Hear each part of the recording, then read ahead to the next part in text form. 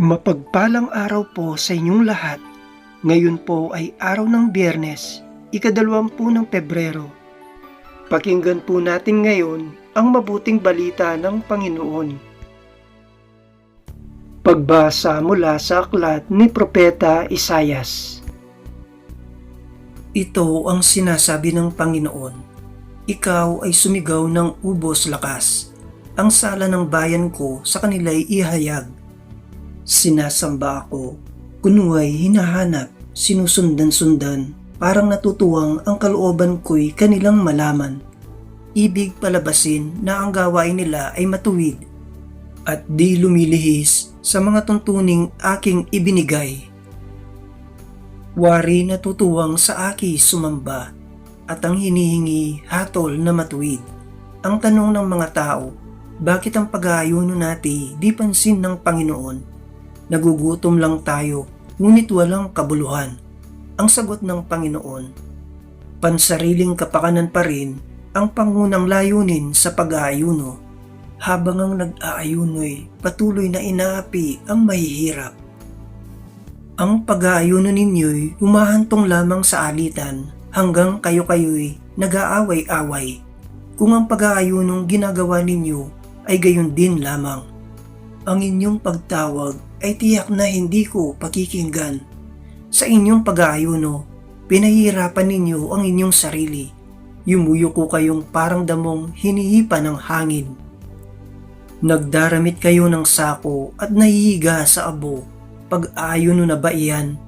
Akala ba ninyo'y nasisiyan ako riyan? Ito ang gusto kong gawin ninyo. Tigilan na ninyo ang pang-aalipin. Salip ay pairalin ang katarungan. Ang mga api, palayain ninyo at tulungan. Ang mga nagugutom ay inyong pakanin. Patuloyin sa inyong tahanan ang walang tirahan. Yaong mga tao na halos ubad na ay inyong paramtan. Ang inyong pagtulong sa mga kasama ay huwag tatalikdan. At kung magkagayon, matutulad kayo sa bukang liwayway, hindi maglalawot, gagaling ang inyong sugat sa katawan. Ako'y laging sa inyo. Ililigtas kayo at iingatan kahit saang lugar. Sa araw na iyon, diringgin ng Panginoon ang dalangin ninyo. Pag kayo'y tumawag, ako'y tutugon agad. Ang salita ng Diyos. Salamat sa Diyos. Salmong tugunan. Diyos ko, iyong tinatanggap pakumbaba't pusong tapat. Ako'y kaawaan, o mahal kong Diyos, sang-ayon sa iyong kagandahang loob. Mga kasalanan ko'y iyong pawiin, ayon din sa iyong pag-ibig sa akin.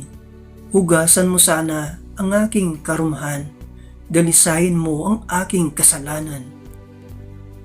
Diyos ko, iyong tinatanggap pakumbaba't pusong tapat. Ang pagsalansang ko ay kinikilala, laging nasa isip ko at alaala. Sa iyo lang ako nagkasalang tunay at ang nagawa ko'y di mo nagustuhan. Diyos ko, iyong tinatanggap pakumbaba't pusong tapat. Hindi mo nanais ang mga panghandog, sa haing sinunog, di ka nalulugod. Ang handog ko, o Diyos, na karapat-dapat ay ang pakumbaba't pusong mapagtapat. Diyos ko, iyong tinatanggap pakumbaba't pusong tapat. Awit pambungad sa mabuting balita. Matuwid ang dapat gawin, masamay iwasan natin, at tayo ay bubuhayin. Ang Diyos ay sasaatin, atin siyang makakapiling. Ang mabuting balita ng Panginoon ayon kay San Mateo.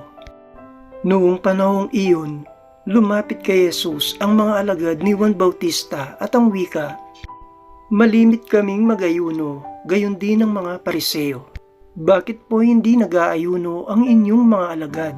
Sumagot siya, maaari bang magdalamhati ang mga panauhin sa kasalan habang kasama nila ang lalaking ikinasal? Kapag wala na siya, saka pa lamang sila mag-aayuno. Ang mabuting balita ng Panginoon. Pinupuri ka namin, Panginoong Hesus Kristo.